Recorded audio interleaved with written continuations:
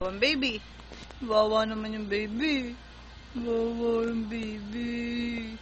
Wawa naman. Wawa naman yung baby. Wawa.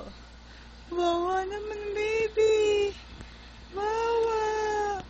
Oh, wawa naman yung baby. Dumidila pa. Wawa naman. Wawa naman yung baby. Naku mo din naman.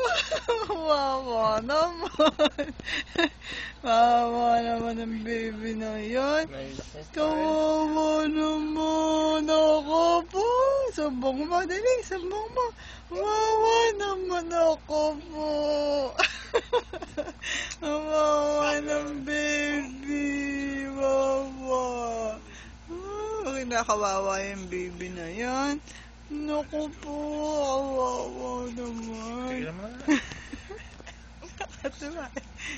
Hindi na. Bait yan eh. Hindi iyak yan eh. Love ni mami yan eh. Diba baby? Oh, love ni mami yung baby na yun. Love syempre. Oh. Naku, huwag ka na umiyak. Huwag na umiyak. Oo, huwag na umiyak ang baby ha. Oh, huwag na umiyak. Hindi na. Hindi na. Oh, huwag na iyak baby ha. Oh, huwag na umiyak ha. Huwag na iyak yung baby. Huwag na iiyak. And my grandfather gets a raise right now or we walk. You're gonna let him talk to me like that, Max? Tama na.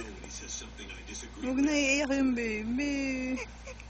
Okay then. It's a holding facility. What's it holding? Alien combatants who landed on Earth over the years. How many years? Maybe 5 decades. You've had people in there for 50 years? Not people. Aliens. Held on suspicion of being a threat to planetary security. I'm gonna see what's down there. It's impossible. No one can get in or out. We'll see.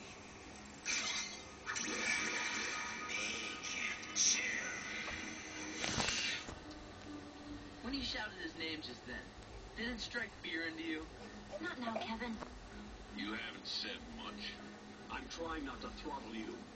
This holding facility of yours is nothing but a prison.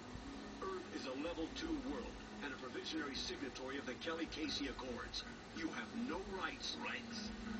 Talk to me about rights with all the alien terrorists you fought. You know the dangers they present. You should be thanking